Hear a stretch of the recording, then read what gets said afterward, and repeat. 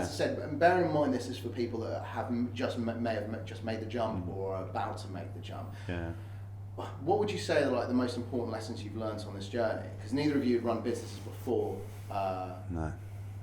Yeah, before you jumped in with your tapas bars, I suppose. So, I think the most important thing is to take a step back every now and then and check where you're going, because there's been times when we've found that you can get really engrossed in working really hard and doing really long days and putting all of your effort into it, which is exactly what you should do. But you need to step back and see where you're going and see what your goals are for the next, however long period of time, in order to refocus what you're doing with your business. I'd say that's the most important thing that, from experience, we have been guilty of not doing, but then are trying to address. So it's working in the business as opposed to on the business. Yeah.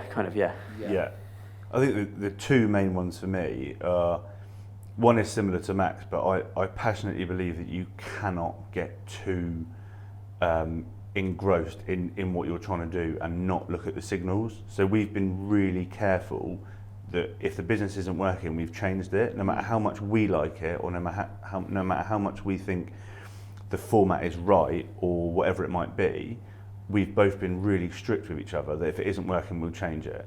Because it's what the market wants, not what you want. Yeah, and I think that's something that's why we're still here after 3 years, because I think we've both seen quite a lot of similar businesses start and then they don't necessarily work straight away. They don't change their format, and then you don't see them anymore.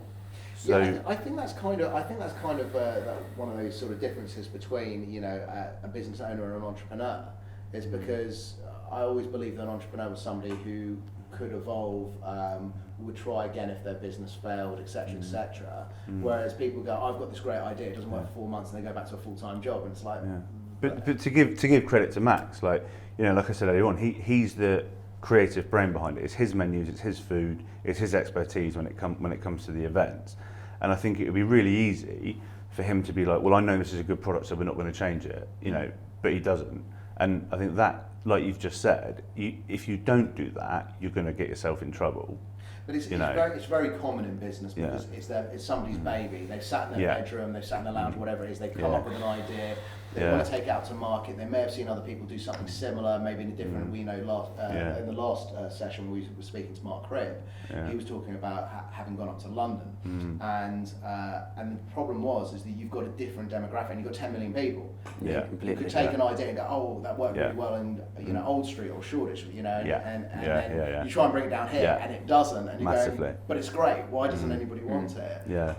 So I think that's great. I think that's a really good lesson for people to learn. Is that if it's not working, don't matter how much you want it, you need to respond to your market. And I think the second point, which again is sort of similar, is in terms of what people need to understand if they're going to make that jump or if they're going to start a business, is like you hear it all the time, but I know Max would agree with me, and I know you would as well, frankly, but it is as hard, or if not more difficult. Then we got Cambridge. That's 30 minutes reset, but carry on. All right, no. So sorry, start that point. Yeah, no. So the second point, in terms of what we were talking about, is what people need to understand if they're going to make that jump and if they're going to start their own business.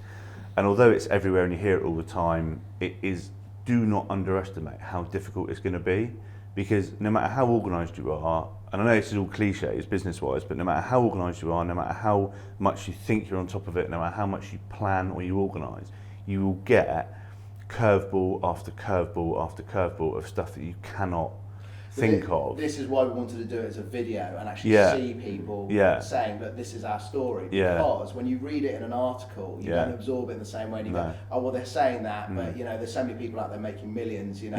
Some people must have an easy ride, but I don't think there's many of them. No, but that's the thing. I think like we said, you hear about people say, oh, if you want to start your own business, it's just going to be like 16-hour days and your social life suffers and you haven't got any money and all that sort of thing.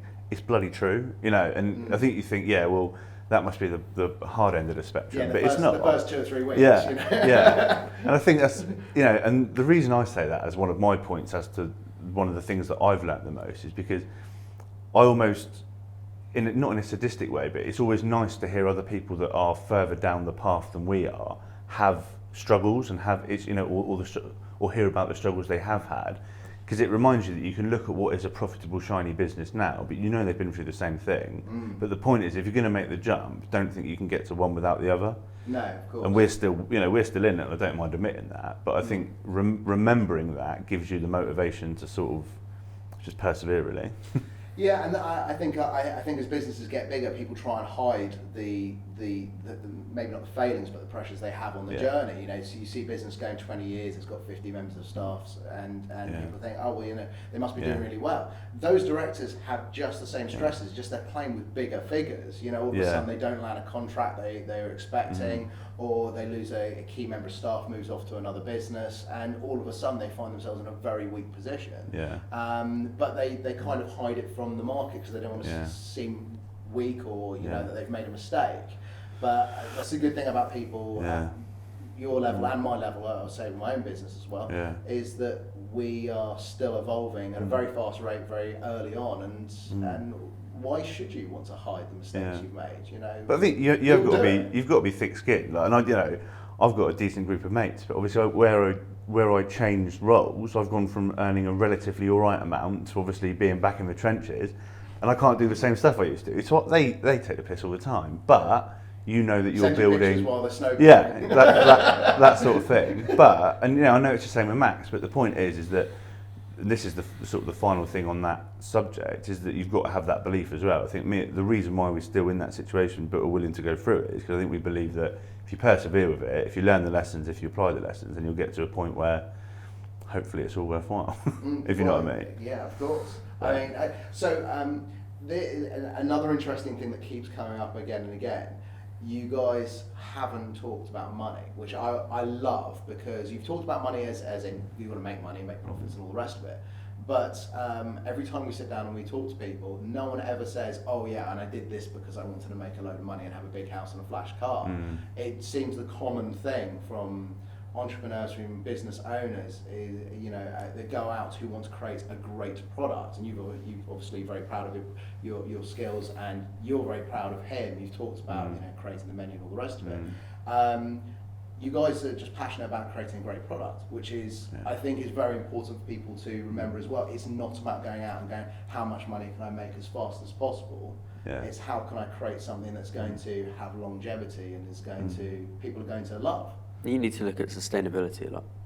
That's what we, from our food point of view of the business, sustainability is really important to us, and that's down to using local suppliers, using local produce and that kind of thing, which helps that. And it kind of, I'd say that's one of the big keys of the concepts of what we do, is that it's working collaboratively as well. It's working collaboratively with a lot of people, a lot of venues, and suppliers and stuff, and then.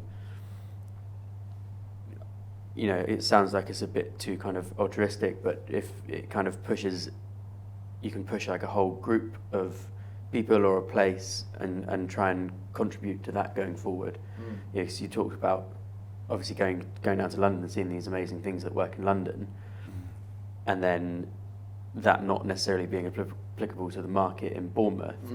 You can. There's a group of people within our industry that we really look up to in the local area that are helping to push that forward and bring some of these cool ideas and concepts, and that's a big part of it, of kind of what we do. It's, especially in the hospitality industry, you don't get into it to make millions of pounds.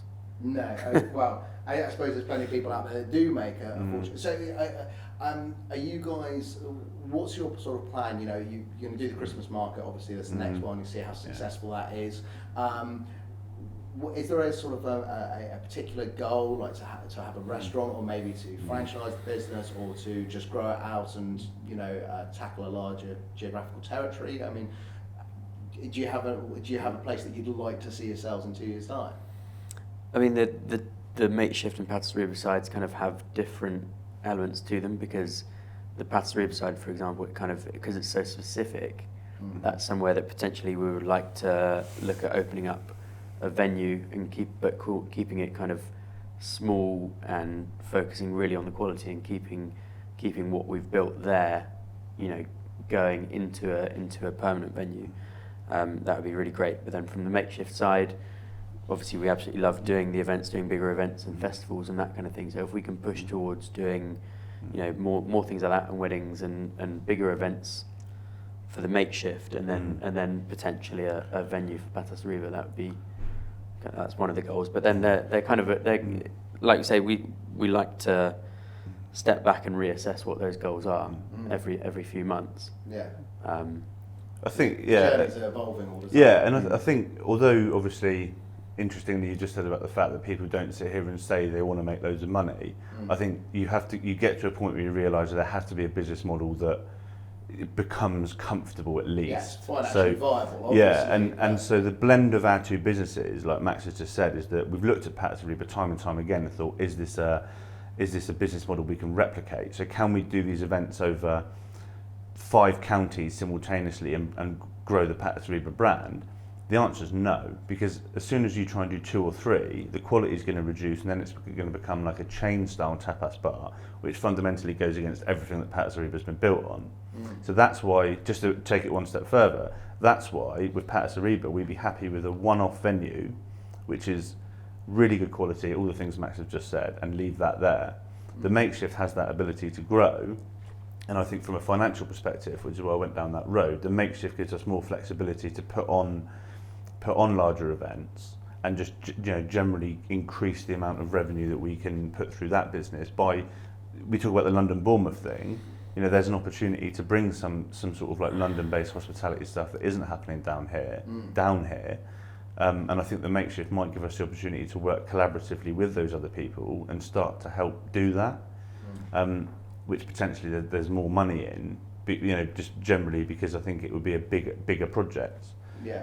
But as you said, I think it's flexible, and we just have to see what happens, really. But, well, it sounds like you guys had a really exciting time so far, and I wish you all the best luck, that you could possibly get out of the Christmas market. It sounds like a real big commitment.